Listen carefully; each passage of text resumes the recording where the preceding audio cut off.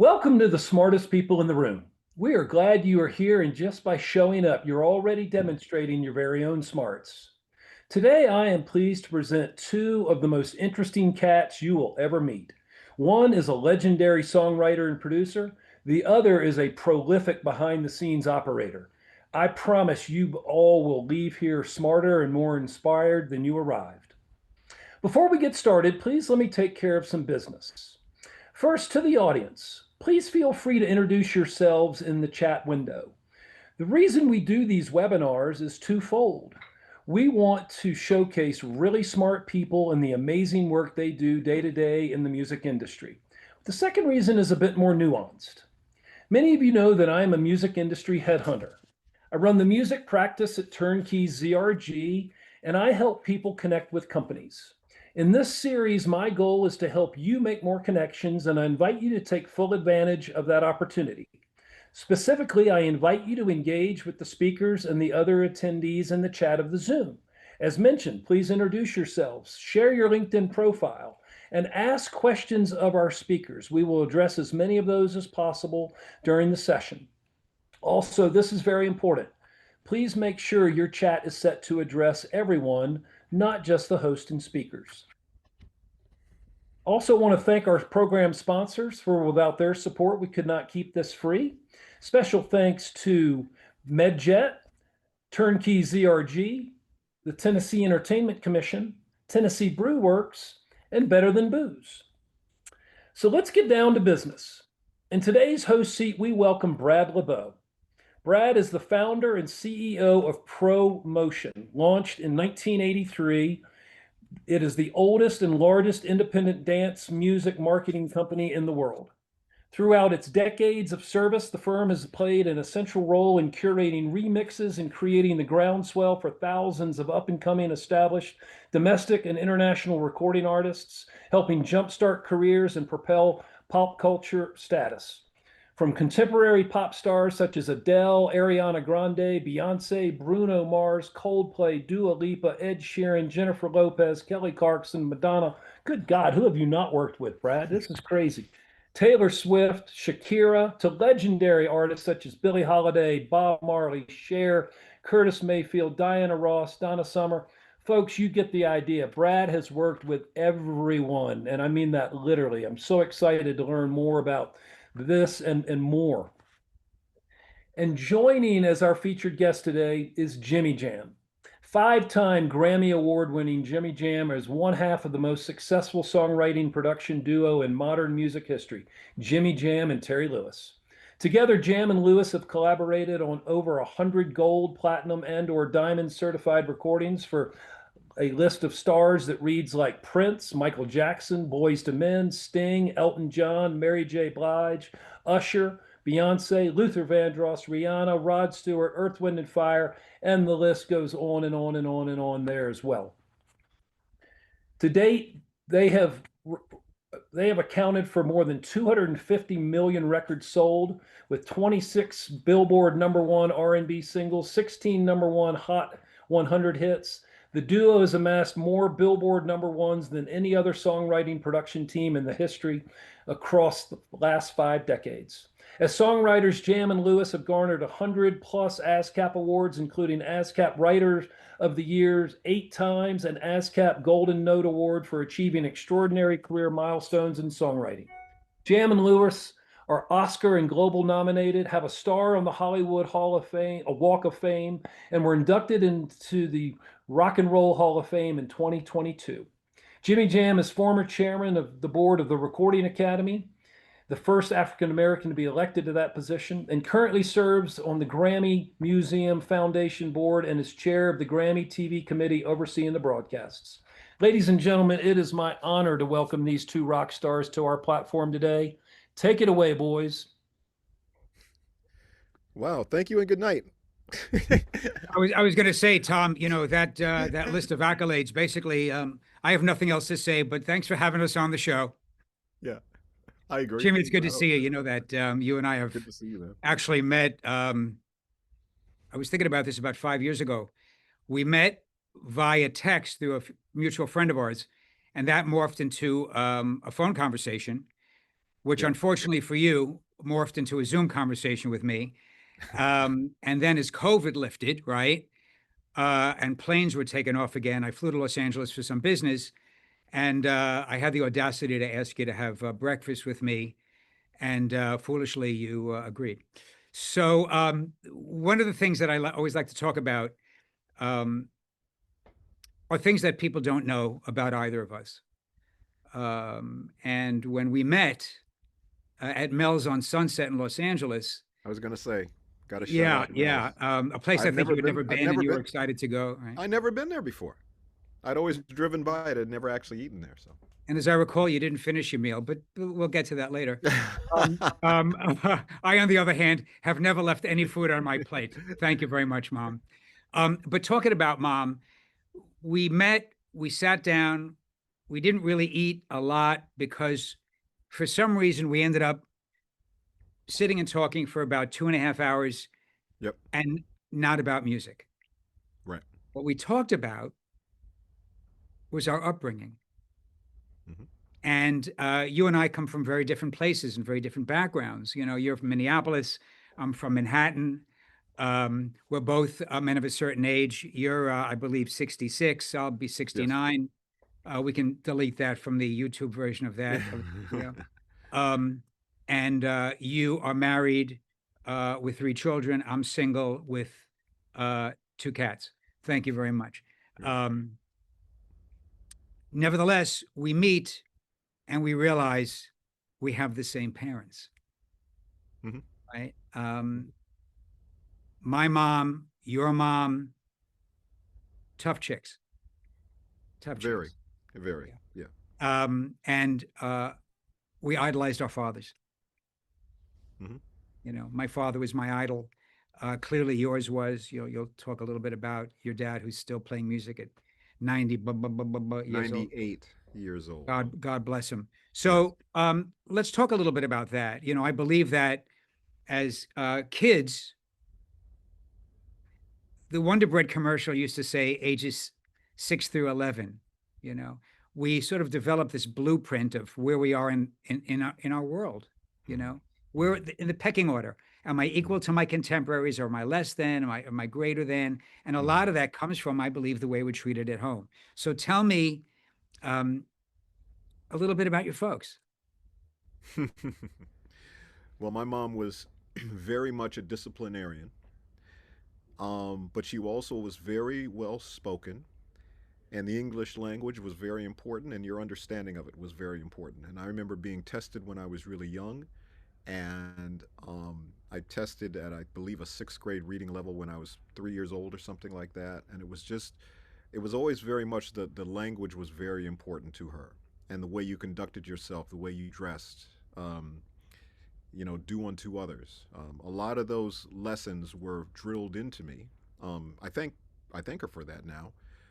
But she was almost the opposite of my father. And you talk about how you revered your father. Well, my father was the one with the musical talent that I got, you know, lucky enough to have in me. So I guess the combination of the two was a perfect combination in making me, but not necessarily a perfect combination to grow up with, you know, because they were at odds with each other a whole lot, which wasn't pleasant, you know. So I don't know. I think that was probably it. But my mom, the one thing I'll say about my mom that she did do at an early age was really expose me to the arts. Like she was the one that controlled the record player. She was the one that, like, on the weekends we'd always be at the Children's Museum, or we'd be at the Institute of Arts, or we'd be seeing the Minnesota Orchestra. So kind of I was learning about art, but also about culture in Minneapolis, which was fantastic. And then at the nighttime, I was in the club with my dad, watching him play in the nightclubs. So it was a great upbringing, I think, as a kid, for sure. And very similar to mine. My father was an artist. He was a jewelry designer in Madison Avenue in Manhattan, and a painter and a sculptor. My mom, a former opera singer, and my mother ruled the house with an iron microphone. There was no negotiation in my house with my mother. Right. When my mother said jump, we said, while we're up here, can we get you anything? You're right. Yeah, that's And right. my dad, who was the creative in this space, right? um, like my mom, carried himself with a certain fashion sense, um, but didn't make any waves. Hmm. You know, when my mother said something, we got it, no negotiation. Right. I remember, you know, coming home from high school one day and I was scared I wouldn't get into college, which I ultimately did. But I remember saying to my mom, you know, mom, this whole college thing, I'm not really feeling it, just to prepare myself for not getting in. Hmm. And my mother said, is that right? I said, yes, that's right. She goes, good, because here's a list of schools we're applying to, you know, Right. Right. and Yeah. that's the way it was. And Yeah. also museums, theater, the opera, Yes. um, all over the world. When I was a kid, if my grades were good enough during the summer, my parents would take me to Europe, Yeah. which at the age of, you know, 9 or 10 is the last thing I wanted. I wanted to stay home and watch the New York Mets play. Hmm. But the beauty of it was I realized early in life that people speak differently, they Hmm. eat different food, they purport themselves differently, and what a tremendous education against my better judgment, right? Which is what parents are supposed to do, Hmm. which has helped me in the music business because so much of what I do with you and with my clients, 50% of my clients are non American. Hmm. And I'm extremely comfortable um, with dealing with all kinds of people, all kinds of styles. And it's helped my business and, you know, your discography, which Tom, you know, read ad nauseum, God bless, you know, talks about artists all over the world. Yeah. Uh, so this blueprint also has to do with trust. Hmm. And do we trust others? I was not raised in a family that spewed trust necessarily. My mom was a very nervous woman. My mother would answer the phone, what's wrong? You know, which is not normal behavior, Hmm. right? And you have gone on record, um, uh, also in your father's book, about something that happened in your family um, when your dad wanted to take his group on the road. Oh yeah. Yeah. Yeah. And he asked your mom, his wife, about that.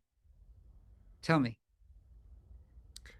Well, the thing was, I remember I was probably 10 years old. I can't remember. I remember going to a session, a recording session with him, and he cut a record with this guy named James Bonner. And I remember the record was kind of cool, but what was really cool for me was being in a recording studio. And I remember I was jumping on the drums, I was jumping on the organ, like I probably was driving everybody crazy. I apologize to everybody that was involved in that. But um, I remember when he came home and the record began to make a little bit of noise. I think back in that day it was a regional noise, so it's just kind of in the Minneapolis and the five-state area. And my dad really wanted to go tour to, get this record going. And my mom would always say, "You said you were going to give up music and, just, you know, work a regular job and raise your son." And I remember when I would hear the words "give up music," I would be like, "What? Give up music?" Like I understood even at that age, like I didn't know what that was because I knew music for me, even as a 10-year-old, was like my oxygen. Like that was the thing that I knew I had to have in my life in some sort of way. And eventually, what happened was, and we talk about it in the book. My dad just left when I was, 12 years old or whatever, however old I was. A little older than that, maybe 14, 15 by the time he left. But he just left. And he came. I remember I asked my mom what happened, and she said he went to work and he never came back. And I didn't really understand it at the time, and it made me and my mom very close, obviously, because you have to figure it out and you have to survive. But I just remember how I understood how devastating that was to him, to not to give up something that he loved so much. I didn't really understand why you would do that. But I will say, just to kind of move it forward a little bit, I dropped out of high school. And when I dropped out of high school, I thought my mom was going to hit the ceiling because she was very much, as I say, very education based and very, this is what you do. And it ended up when I said I'm going to drop out of high school, and she said, "Why?" I said, "Because I want to pursue music." And she said, "Well, as long as I see you really going for it." Mm, And I thought, Wow. Interesting. That's a Hmm. weird. Yeah, that's not what I Mm, expected to mm, hear. mm, mm. But I Yeah. will tell you that was the year I was supposed to graduate, which was 1977. I will tell you in 1987, my mom was 10 years later, my mom was my date at the Grammys when we won our very first Grammy for producer of the year. So she didn't get to see me walk across the graduation stage, but she did get to see me walk across the Grammy stage. And so her belief in me was really cool. But now we go to the kind of the time when we met Brad over like COVID and stuff. And I think it might have been you, but I know a couple of people said to me when I would tell people that story, and they would say, "Do you think the reason your mom let you drop out of high school to pursue your dream was because she didn't let your dad pursue Mm. his dream?" Yes, yes, I remember saying that. And I was like, "Ooh." Mm. Yeah. And it Checks made and me want balances. to it made me want to reconnect with him because we had been estranged for 50 nearly 50 years at that point. When he left that day he left, we never talked again. And so that was the thing that made me want to reconnect with him and just say that I don't need an explanation, I don't need any of that, but I wanted to lift whatever he was feeling as leaving. I wanted to lift that from him. And that's kind of what set the book in motion that he has out now. So, I actually remember saying that to you at breakfast, yes. and Yeah.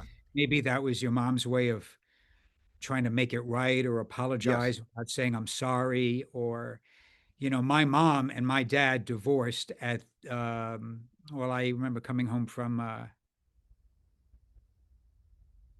having dessert with my friends David Sigerson, who ended up being the chairman at Universal Music, I was going to and say I know that name. Yeah. Yeah. Danny Heaps. We were 17 years old, eating cake at 4 and 20 pies on East 86th Street. And I come home, and my mother's sitting in the apartment, and she says, "Your father just left us." And the Mm, first thing I thought was, my father didn't leave us. My father left you. right. Yeah. And That's absolutely right. Yep. he left you. And because my mom was particularly high strung, that's what you called it in the 70s, high strung. Yeah. It didn't end well.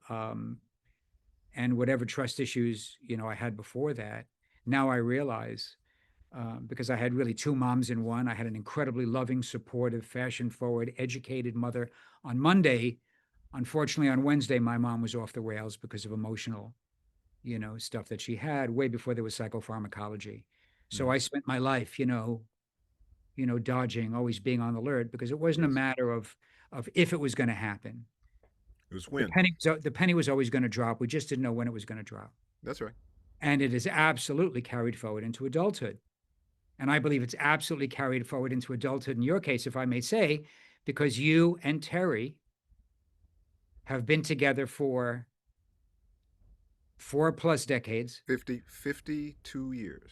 and you do not have a contract together. No. Interesting, isn't We it? have a handshake. Exactly. And my father always used to say, a gentleman's handshake is as good as a deal. Hmm. So isn't that in some way addressing this trust issue? And we find, people that are either brothers or sisters or friends or business partners who fill this space Hmm. that we've lacked. Hmm. You've mentioned to me before that when you met Terry, who's slightly older than you, um, I believe you met at university, Yeah. um, that he in some way was an older brother. Oh, totally. He was, yeah, he was a couple of years older than me, and we met at the University of Minnesota, but it was in a summer school program in our junior high years called Upward Bound. And I remember the first time I saw, but you got to live in dorms, which I still Mm. don't get why how our parents let us do this. Like think I was 13 and Terry might have been 15 or whatever. But it was crazy that they let us just stay in dorms. It was like a 6 week program. But the first time I saw Terry was sitting on his bed playing his red, black, and green bass, and he was playing Cool in the Gang bass parts. And I remember looking at him and just going, I got to get to know this brother, because I grew up. I had half brothers and sisters who were much older than me, but I basically grew up as an only child. So um, having somebody in my life like Terry, who was in a way like a big brother for sure, um, but also I will say that Terry, even at that early age, always saw me better than I saw myself. Mm. Um, when we put together our little band to play the little year-end school dance, I remember I was going to be the drummers because I played drums. I mean, I played drums with my dad at 12 years old. That was my first professional gig, was playing drums for my dad at 12 years old. And I just remember Terry saying, "I already got a drummer. I need a keyboard player." And he said, "Your dad plays keyboard, so you should be able to play." And I was like, "Oh, okay." So that's what made me turn into a keyboard player, was really Terry. But him giving me the confidence and even the insight to know that it was something I could do. And he's continued to do that for me, through our whole 50 years, really. I mean, he sees me in an elevated way that sometimes I don't see myself. And Mm, I love mm, that. mm. And you have to have people in your life who are like that, for sure. Absolutely. That I believe that we view ourselves the way we think other people view us, which is so usually off the mark. My Mm-hmm. father used to tell this story, and he thought it was very funny, but I think in retrospect, it was very profound. When my parents were thinking about having another child, I was probably 2 or 3 years old. And my father would tell the story that came to me and he said, would you like a brother or a sister? Mm. I told him I would like an older brother. Mm-hmm. And I know why now I said that, Mm-hmm. because I wanted someone to look up to, someone to protect me, Yes. someone to inspire me. And what's the comment of all this? Our mom and our dad are the first humans we meet, Yes. right? Yep. Usually, if we're lucky, right? Oh, yeah. And therein lies this foundation, or what I call the blueprint of who we are to become, right? And then Mm-hmm. water seeks its own level. We find people in our life that will fill that void, or teach us, or tell us things that perhaps we may know about ourselves, but we don't hear at home, or we're not shown at home. And you never have to be told it. It's about being shown it, Yes. Mm-hmm. right? Mm-hmm. You're an intelligent guy. I'd like to think I'm somewhat intelligent. And we pick things up from cues. And so you meet Terry. Um, I go to university. We never discussed music in my family, other than my parents always had a collection of a very eclectic kind of music, which my parents would play during dinner. And it was everything from Judy Garland to Frank Sinatra to Nat Cole to Broadway show tunes to the Mamas and the Papas and the Beatles. It was all over the place. And I developed a propensity for R&B records. Mm-hmm. Was born 1957, and very quick story. Um, when I was 3 or 4 years old in kindergarten, the kindergarten had a day where the kindergarten kids and their parents meet other parents and kids. Mm-hmm. And at 4 years old, I told my parents I had a girlfriend, and her name was Kathleen, because I couldn't say the. Mm-hmm. And don't you know that when we went to the mixer at school with the teachers and the parents and the kids, Kathleen was there with her parents. And I was so excited, my parents said later, to introduce them to Kathleen. Yes. And I brought my parents over to meet Kathleen, and Kathleen was a little black girl. Mm. And my parents were so thrilled that their white Jewish son didn't see color. Right. And it's Yep. interesting, right? This is 1961, Yeah. right? Yep. And I don't know. And my propensity for music has always been soul records. I mean, just don't tell me that you celebrate the Jewish holidays, Jimmy. You don't have to say that. But what I'm saying is, it's very, very interesting, right? That there's this path we follow. Sometimes it's a straight line, sometimes it's zigzag, sometimes a couple step back to go forward. And then you and I meet, and then I meet your partner, Terry, Yep. who in the beginning, when we had the first Zoom call, I'm thinking, this guy definitely doesn't like me. He's not a Brad fan, because you and I connected on another level, but I Yep. call Terry the hammer, because he's Mm-hmm. He's the to the hammer. point. He is the He's like hammer. my mother. He's like your mother. He's like his mother, right? Mm-hmm. And but that was all right. I mean, what do they say? That partners usually are very different, Mm-hmm. romantically and professionally. Then you and he come to New York, I think maybe Songwriters Hall of Fame, and you said, Terry and I are having dinner and you want to come meet us for dinner. And I hesitated because I thought, nah, maybe it's not going to end well. But I said, you know what, let me do it. Went to have dinner with you guys, and Terry and I, face to face, got along just like you and I got along face to face. And I realized that Terry, you and I have all the same mother, right? Right. And he brought that out when you guys were inducted into the Rock and Roll Hall of Fame. And therein lies our careers. Well, but what's interesting about that though is that's kind of the perception of Terry, which is actually fine. It's almost a good I kind of love it. I think type of it's thing. I think it's brilliant. Yeah, but I always tell people that Terry is the most most unselfish, just brilliant person that I know.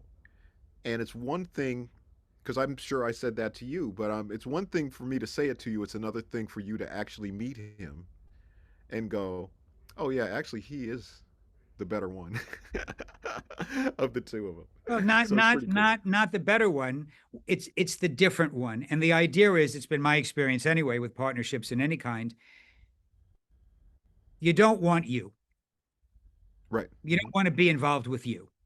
Yes. Nobody needs two of me in a relationship. It's not going to end well. I'm telling you Hmm. that right now. It will not end well. And Hmm. usually they say that opposites do attract. Yeah. That the more laid back is attractive to the more assertive, Hmm. and vice versa, Yeah. right? Yeah. And it's a very, very interesting um, a situation that usually, I believe, provides more success than it does failure, right? I totally agree. So I'm now maybe 13 years old, and I'm watching on PBS, which is the educational station in New York, still is, Hmm. a program where musical artists are being featured. The MC comes on and he says, this is the new song by the Main Ingredient. Now, you have to understand that I never watched American Bandstand. Hmm. I used to watch Soul Train. Hmm. The Main Ingredient come on and they sing a song, and I am transfixed on the television. Song is over. I don't catch the name of the song, but I run to the record store. I literally, Jimmy, run to the record store, which by then was still selling 45s, right? And Yes, I that's say to right. the guy at the record store, do you have the new Main Ingredient 45? And he says, there is no new Main Ingredient 45. I said, there has to be. I just saw them on television. He goes, I'm telling you, there's not. I said, it's okay. Do you have the latest Main Ingredient album? My parents came for money. I had a couple of bucks. Hmm. He said, yeah, we have it here. I said, can I listen to it before I buy it? He said, no, Right. you got to buy it. So I bought it. Hmm. Very Hmm. excited. I bought it. I ran home, put the needle on the record. Nothing on that record sounded like what I watched on television. Right. Right. Right. Yeah. So what did I do? I ran back to the record store. I said to the guy, do you have the album before this one? He said, we do. I said, can I listen to it before I buy it? He goes, of course not.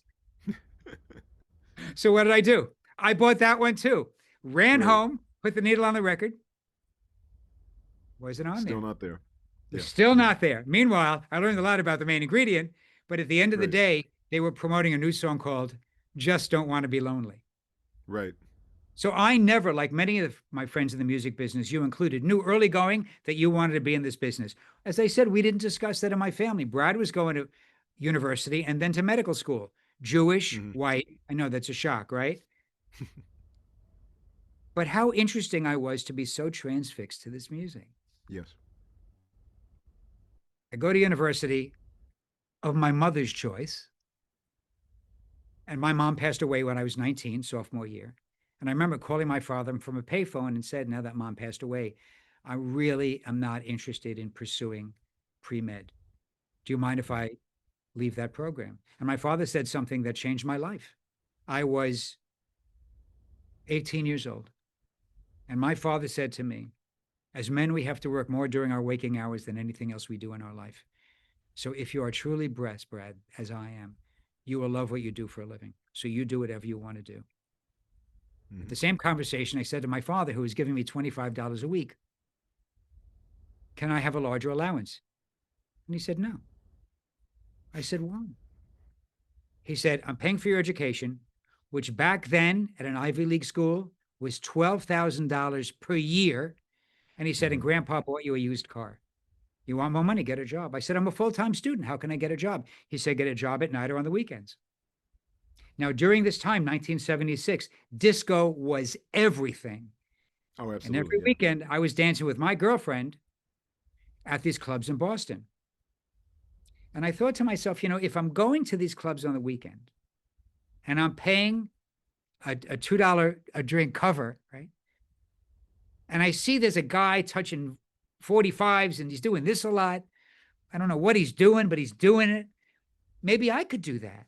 Hmm. I would dare talk to the DJ. I was too intimidated. So I went home that summer and I practiced only to make cash and meet girls. And that's how it But isn't started. that the reason for everything? Come I on, man. believe so. By the way, I want you to tell the story about how you met your wife. But point is, isn't that everything, right? So, and my father, for the rest of his life, told everybody he put his son in the music business by encouraging me to get a job, right? Okay. Yes, yeah, And therein lies the story, right? So necessity is the mother of invention, right. Totally, totally. right? Yeah. So you and Terry, just to fast forward because we're running out of time here, um, get together and now you're professionals. You guys are professional musicians. Tell us a bit about Prince and the time. So we all had bands in Minnesota that were all competitive bands. Kind of, if anybody's seen Purple Rain, there's kind of it's a fictitious movie, but there's a lot of truth in it. And one of the truths was there was only a few clubs you could play at, and there was more bands than clubs, and so it was a very competitive situation. And we used to do Battle of the Bands. Matter of fact, Terry and I were in different bands. Terry had Flight Time. I had a band called Mind and Matter. Um, Morris had a band called the Enterprise Band of Pleasure. He used to play with Prince actually before that, Mars but Day. then when Yeah. Prince made it, then Morris had his own band. So we are all very competitive. And what happened? The story was really interesting. So when uh, when Prince was making the Dirty Mind album, his mind was very much in a rock kind of way, a kind of a new wave thing. It was a totally different thing. And I remember Warner Brothers wanted him to do like another funky record, like do another funky record. Prince didn't have another funky record. But Morris Day had been staying with him and came up with this beautiful funky track called Party Up. I mean, it wasn't called Party Up, but it was just a track. So Prince heard it, worked it up. He said to Morris, he said, "Hey, man," he said, "thank you." He said, "What do you want? I'll give you 25 grand for the track, or I'll put a band, or I'll get you a record deal." And Morris said, "Oh, I'll take the record deal." And so he recruited us as the band. Now, the funny thing was, Morris was the drummer at that point, and Alexander O'Neill was our lead singer. And I remember we had this first meeting, and Alexander O'Neill always talked in the third person, right? So we're at this restaurant having dinner, and Prince is there to explain what we're going to do, that we're going to make a record and all this stuff. And Alexander O'Neill goes, "I don't know, Prince, this band thing is cute and everything, but, Alexander O'Neill, I need some paper." And Prince looks at him like, "Paper?" He said, "I need some paper. I need a new house. I need a new car. Alexander O'Neill needs some paper." And I remember Prince and Morris just walk out.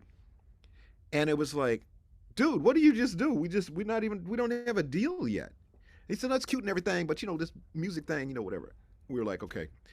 Probably about 6 months later, Prince comes back after he does the Dirty Mind tour. He comes back and he just calls Terry one day and he just goes, "Alexander O'Neill's out. Morris Day's the lead singer. Meet tomorrow at 3 o'clock for practice or whatever." And that's really how the time was born from Flight Time, because Morris said, "I just want those guys to be my band, if it's going to be a band situation." So it was crazy, man, but it was great growing up in those days. And the thing that it taught me was, first of all, the musical education that I got by not only being in a band and learning other people's songs, right? So you had to learn everybody else's hit records in order to play, but also then spinning in clubs as a DJ. You learned what packed the dance floor, what cleared the dance floor, what worked on mixes, how the breaks should be and all those things. That was the musical education. But then the entrepreneurial education was because we were black, we couldn't play the white clubs in Minneapolis. And, Mm. being that Minneapolis was probably about 3% black at that point, that meant there was a bunch of clubs we couldn't play in. And so we ended up later on figuring out, there was a hotel ballroom that was empty. They were going to tear the place down. We became entrepreneurs, and the whole idea was how the people always say, "We want a seat at the table." There was no table, so we had to build the table.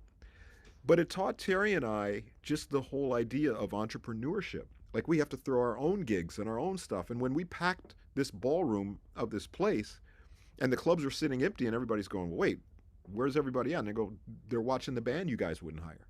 You know.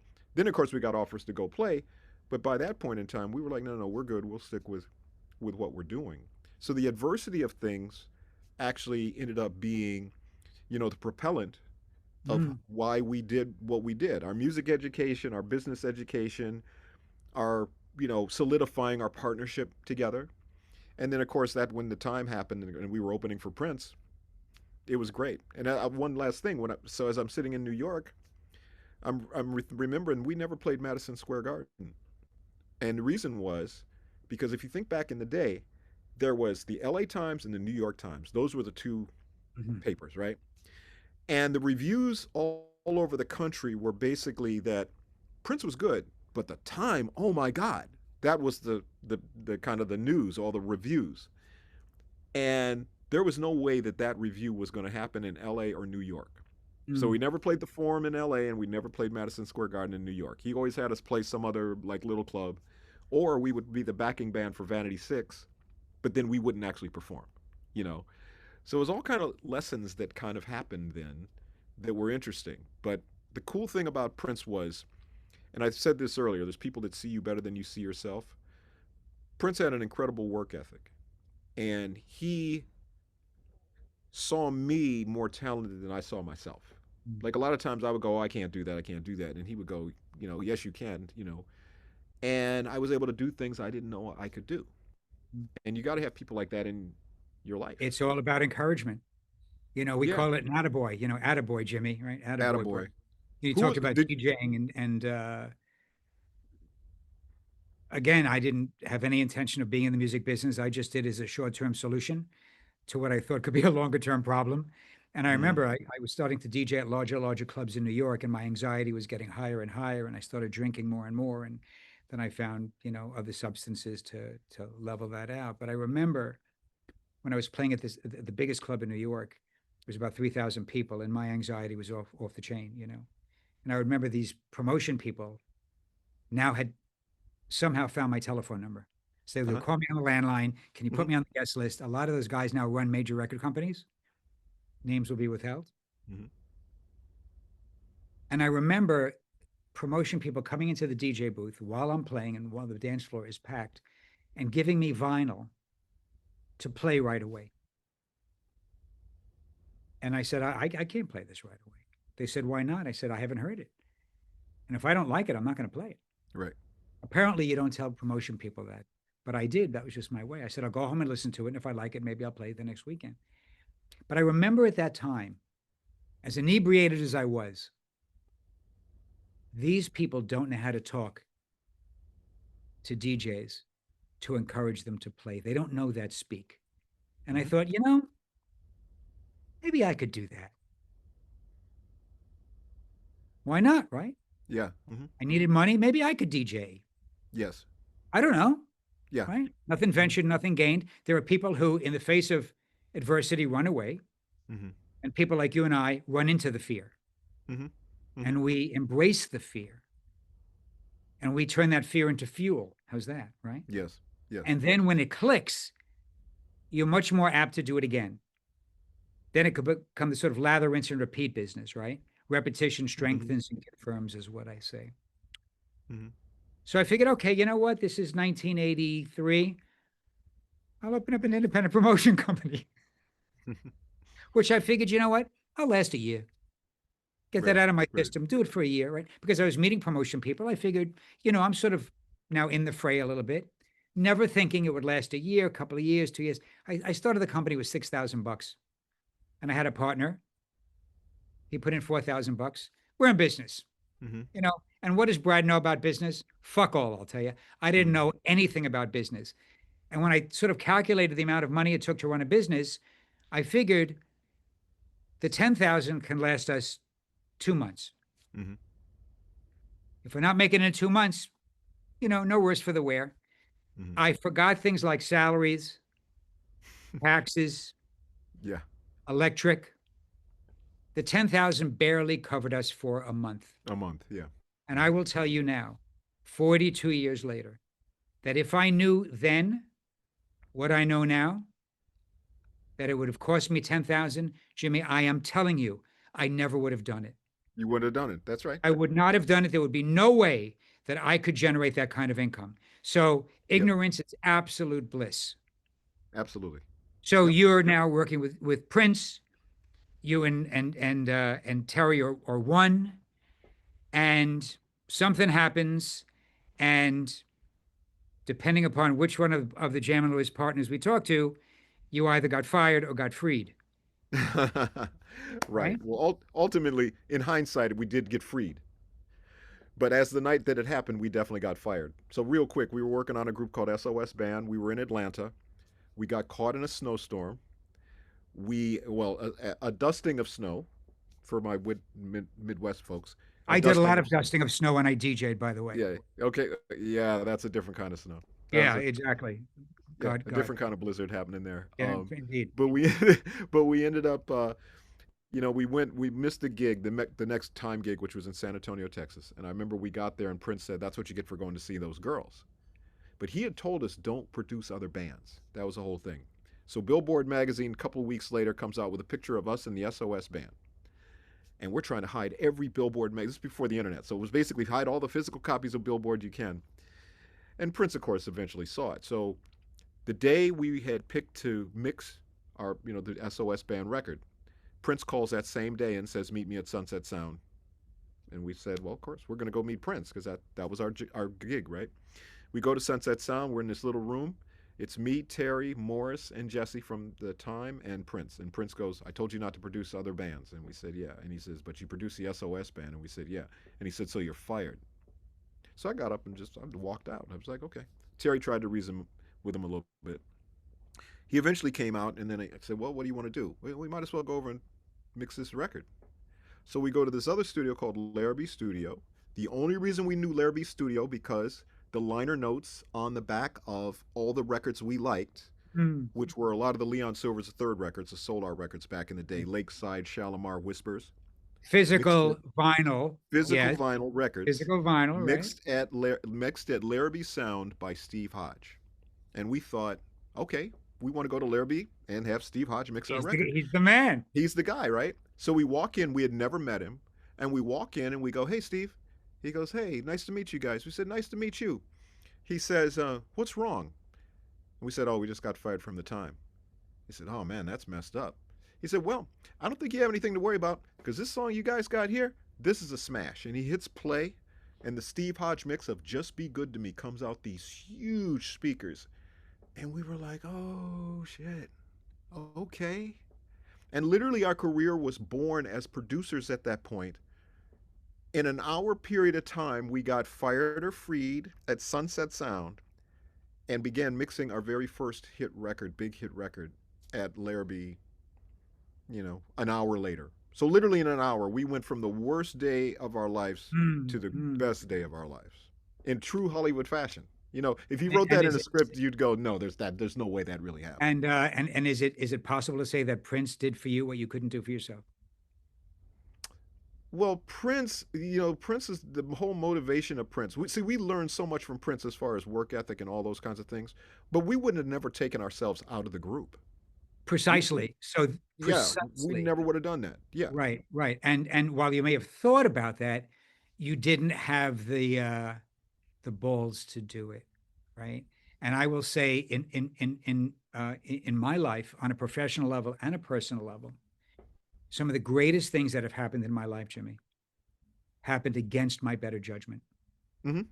They happened when I was forced to do something Yep. because something had ended, and I couldn't negotiate my way back into it, like perhaps like Terry tried to negotiate you guys back into the Yes. band. And Yes. now I have no other choice than to resign myself to the situation. And now what am I going to do? Am I going to take my marbles and go home and end it? Or am I going to say, you know what? Time to move forward. Yeah. And then your world opens up. And then the first Yeah. thing to say is, geez, I should have done that earlier. But you don't, right? And what does that talk to? In my case, it talks to fear. The same kind of fear I was raised with my mom. So you see that sort of that emotional DNA, it's Hmm. always wrapped around us. Hmm. But if we're with someone who says, you know what, you could do this, or you know what, you're fired, we're Yes. pushing you away, you need to do this on your own, and the world opens up. Tell me Absolutely. quickly the story about how you met your wife. I just love it's spectacular. Again, just Yeah. in Hebrew it's the beshert, go, please. So we were working on I don't remember what record we were working on. We got a call from George Monkey by Michael. George Michael. George Michael was what was cool about it was people. He was very specific. A lot of times when people would ask us to produce, we'd say, what do you like that we do? And they go, oh, I like everything you do. And it's like, okay, that doesn't help. Like, what specifically can we bring to you that's going to work? Um, when George Michael called, it was very specific. He said, okay, he said, I got this song called Monkey. Already recorded it, it's already done, but I don't like how it turned out. Because in my mind, I always wanted to put chords in it. But every time I tried to put chords in it, it took all the funkiness away. You guys did two mixes, one on Diamonds with Herb and Janet, and the other one with Nasty. And you called them the Cool Summer Mixes. And you basically kept the funky mix, but then you put chords in with it that made it really cool. And we were like, okay. And he said, that's what I want for Monkey. So he said, okay, cool. So we did the remix. We're thinking it's just a remix. We do the remix. We send him the track, and he goes, "Oh my God!" He said, "I got to sing this over again. Like, let's recreate this whole song." And we went to L.A. Wanted to record in L.A. So we go to L.A. We booked like 4 days at the studio just to make sure we had enough time to get it done. He shows up the first day, basically sings the whole song again. Was loving it. We said, come back tomorrow and we'll do some other stuff. I don't think he came back the next day. And the third day, he did come back and just did some cleanup stuff. The very last day we were going to record with him, he didn't show up to the studio. But that day, a friend of Terry's, a girlfriend of Terry's, I guess, a friend of Terry's, showed up to the studio and brought a friend of hers with her. And her friend, well, eventually turned out to be my wife. But it was interesting because when we met each other, we were both involved with other people. But what was interesting was we had a conversation, and my wife was a stylist at the time. And I said, "Oh, this is really cool that you're a stylist." And she said, "Yeah." She said, "But what I really want is I want to get married and have kids." And I said, "Oh, well, I never want to get married and I never want to have kids. But other than that, I think we're I probably think it's a compatible." match. Yeah, it's a Perfect. perfect match, you know. Um, and eventually, we got together. Matter of fact, it's 89. It's very memorable. It's 89 turned into 90 on New Year's Eve. We, that was the first time we were together, and we've been together ever since then. The marriage part of it, though, was at some point in time, every relationship I had, the woman would say to me, "You love your music more than you love me." And I would go, and Terry would always say, "That's your off switch." And it'd be like, "You don't get it." Because music isn't a want for me, it's a need. Mm. It's like water, it's like oxygen. That's what music is for me. So, yes, as a matter of fact, I do love music more than I love you, but you're a choice, and if you're the right choice. My wife never said that to me. Lisa never said that to me. And what she said to me, because he knew I didn't want to have kids, and the reason I didn't want to have kids is because what we talked about earlier, that my dad wasn't able to pursue what he wanted to pursue because of having me. So I was like, Right. I'm not going to have any kids in my life. But my wife said, she said, if we ever get married and have kids, there's nothing you won't be able to do because of it. Mm.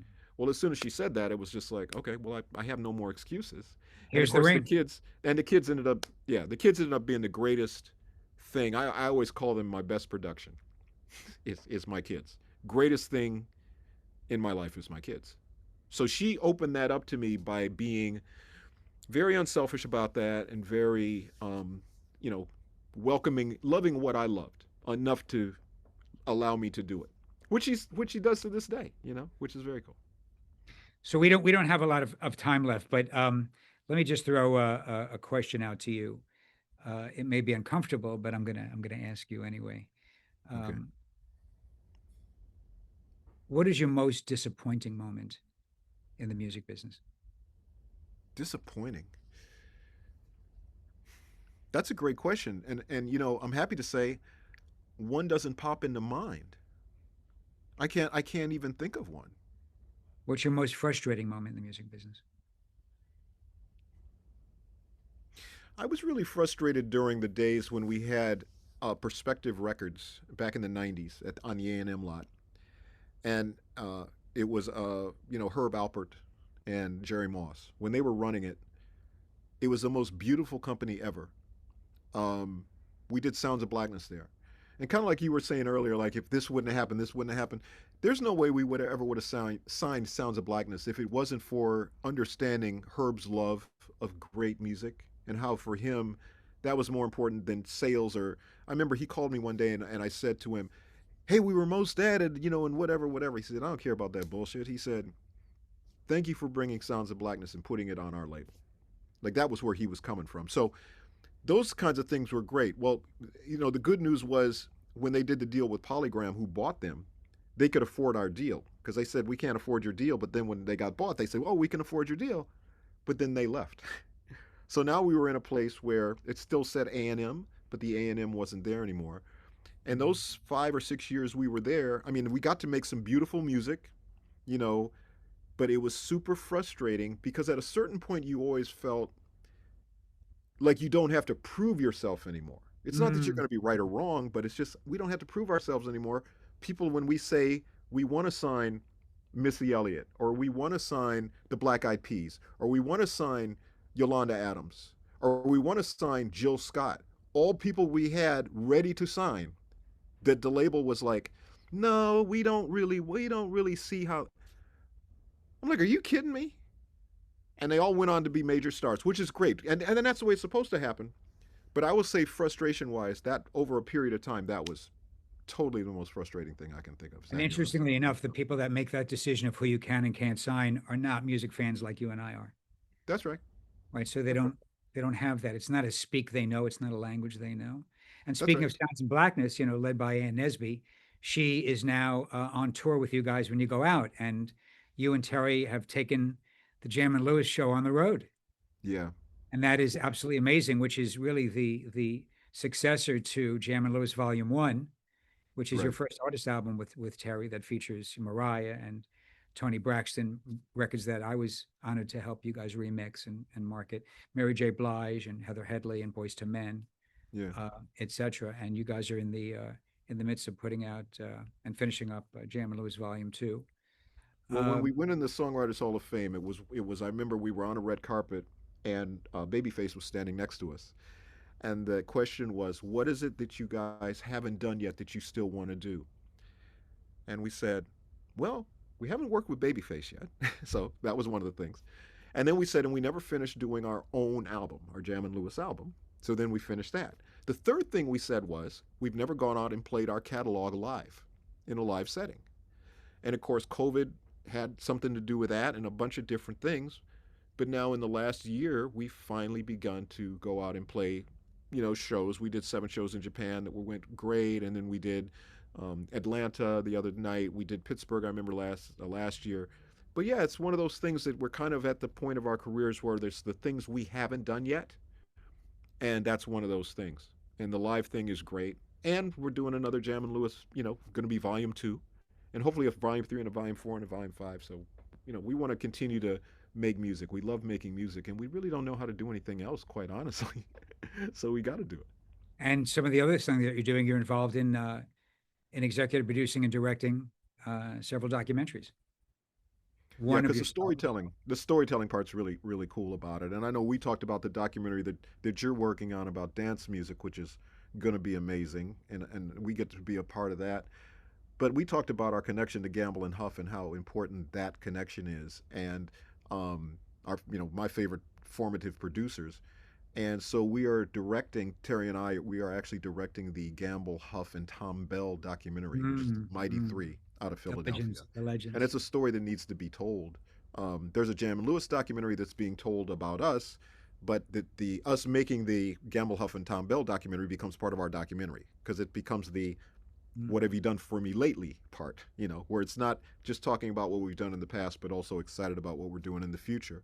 We executive produced um, the makings of Curtis Mayfield documentary, which Her directed. The singer Her directed this documentary.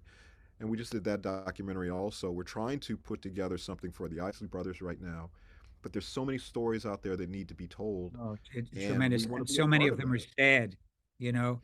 I So many of know. them don't end well. You talked about Curtis. I remember, fortunately and gratefully, my agency was retained by Ron Weisner, who managed Curtis all his life. Yes, yes, Remixed the Curtis Mayfield classics, and one of yep, those songs won a Grammy for Remix of the Year that year. And um, so many of these artists were not treated properly, right, predominantly black artists that were not treated properly right, by white record company owners or yeah. directors. And it's interesting. Last, what I think is very important mention is Luther Vandross, Yeah, right? Which you and I and Terry got very close uh, about and with. yeah. Um, you got a couple of minutes. Tell the story. Well, okay, so Luther with us, obviously one of the greatest singers ever. And when we got a chance to record with him, and from what I understand, and we're being told, it was really the last recording that he ever did, like in the studio, and it was with Terry and myself. And it's one of the records that we're really excited about seeing the light of day and Mm, finishing it. Uh, but what I remember about Luther was very cool was we had done a song for him a long time ago called "The Thrill I'm In," and I remember we sent it and never heard anything and just figured he didn't like it or whatever. And then I remember being with Luther he used to do screenings at his house all the time for movies, and I remember going to a movie at his house, and we were getting ready to start on the Mo Money soundtrack. This was like '95, I think, or '96. We were starting on the Mo Money soundtrack, and I mentioned to him, I said, "Hey Luther," I said, "we'd love for you to be involved with the soundtrack." And he said, "Oh, I'd love to do the soundtrack." And we said, "Oh yeah, but that song, that Thrill I'm In song." And he started singing the song. And we were like, "Oh, you know that song?" He said, "Oh yeah, I remember that song." He said, "I love that song. I love that song." He said, "But that's not what I want to do for the soundtrack." And I said, "What do you want to do for the soundtrack?" He said, "People don't think I can do something up tempo and funky, so I want to do an up tempo and funky song." We said, "Okay." And he said, "And I want it to be a duet with Janet Jackson." I'm like, "Okay, I like a man that knows what he wants to order, right?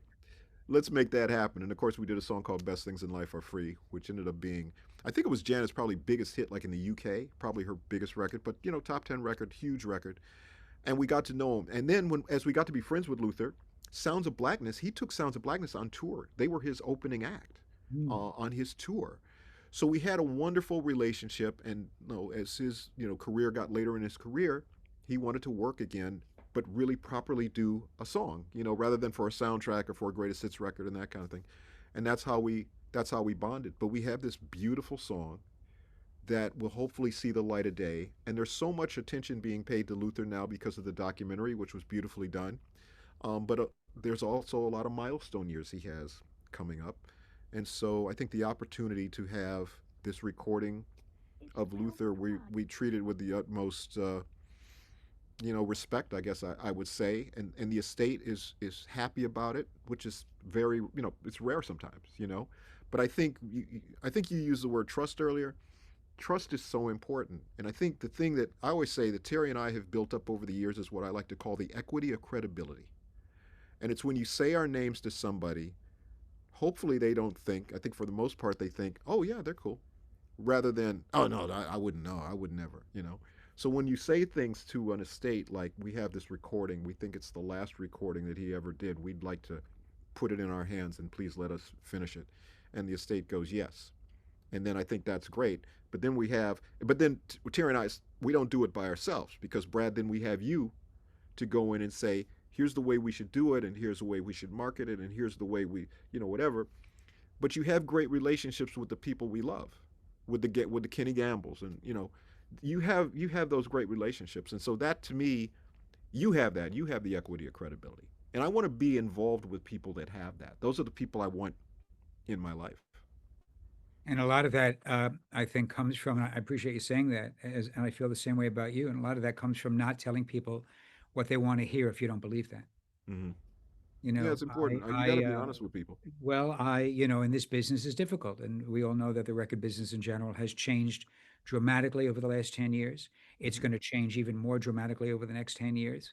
Hmm. When I first met you, going back to the original meeting at Mel's, one of the first things that I said to you, I don't know if you recall, I said, first of all, Jimmy, I can't tell you how much I appreciate the music that you and Terry have done. And I can't tell you how much I appreciate you spending your morning with me. I said, because in my mind, Jimmy Jam and Terry Lewis are the second coming of Kenny Gamble and Leon Huff. And that's the way that I feel. Yeah. Because your music changed the complexion of style, as did they. What people Hmm. don't understand is that before there was disco in clubs, we played up tempo soul records, and a lot of them were Philly International. That's right. Right? You go through Yep. the bins, you find out where you find. There was no disco word or disco vinyl or 12-inch. There was none of that. Hmm. We played up-tempo records that we found, whether it was the Average White Band or whether it was Idris Mohammed or it was the OJs or it was Main Ingredient or Eddie Kendrick, anything that was up-tempo. And from that morphed into this club culture, which I call it to this Yes. day, which has now become popular culture. Yes. Club culture back in the day was considered gay, much Yes. more so than it was soul or anything else. That's And right. now it's become popular culture. So I'm Yep. grateful for you. I'm grateful for Terry. We're grateful for our lives, for our friendships. And at the end of the day, what did my father say?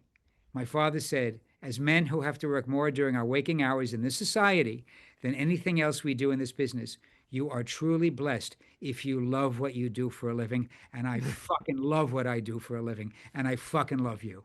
Hey man, I love you too, and I'll tell you the thing that my mantra every day is two things I think about. One is I thank God every day for another chance when I Mm. wake up. I don't know what I'm going to do with the chance, but I'm happy to have the other chance. The other thing I'm very intentional in when I look at my day, um, and let's say I take a snapshot of right now, what's happening right now. I always want that snapshot to be what I'm doing with the people I love to do it with at any given moment. So to me, that's the whole challenge. I'm busy doing the things I love to do with the people I love to do them with, and Mm. that to me is a challenge every day. But it's one that I relish. And a day like today, uh, with you, Brad, which is always amazing, and Tom, this is exactly where I want to be at this time. So I take the snapshot and I thank everybody, and I see all the wonderful things in the chat that people are saying, and I'm so appreciative of it. Well, good, Tom. Thanks for having us. We really Yeah, appreciate it. thank you We for hope you having us. didn't disappoint you too much. Oh yeah, it was a real letdown. Okay. This, Um, by the way, you don't have to put this up on YouTube. It's okay. You could strike it right away. Guys, I could let this one go on for hours. I'm telling you this. You haven't Careful. even scratched the Careful what you surface. wish for. Yeah, I You haven't know. even scratched the surface. I mean, I've got 100 questions I want to ask Jimmy, but we don't have time, unfortunately. You both have someplace you need to be. To the audience, I know we delivered the promise that you'd leave more inspired than you arrived today. You guys crushed it, and I just thank you so much for the music. Mm. Jimmy, what a legendary career, and you got a lot more gas in the tank, I can tell. So keep going, keep producing, keep writing, and keep encouraging all those artists that you didn't get to sign at A&M and look at what they did. Well, you encourage them, you move them along down the line, and I know you're doing that with other up and coming artists now. So keep doing it. Absolutely. My Brad, favorite thing to do. Brad, I know you're not going anywhere anytime soon. You've got plenty more to go, so keep doing what you're doing. And Folks, just be nice to each other. That's my customary sign off. That is so important in this crazy world we live in. Just be nice to each other. And with that, I will say thank you. God bless you, Tom. Thanks, Jimmy. Thanks. Cheers.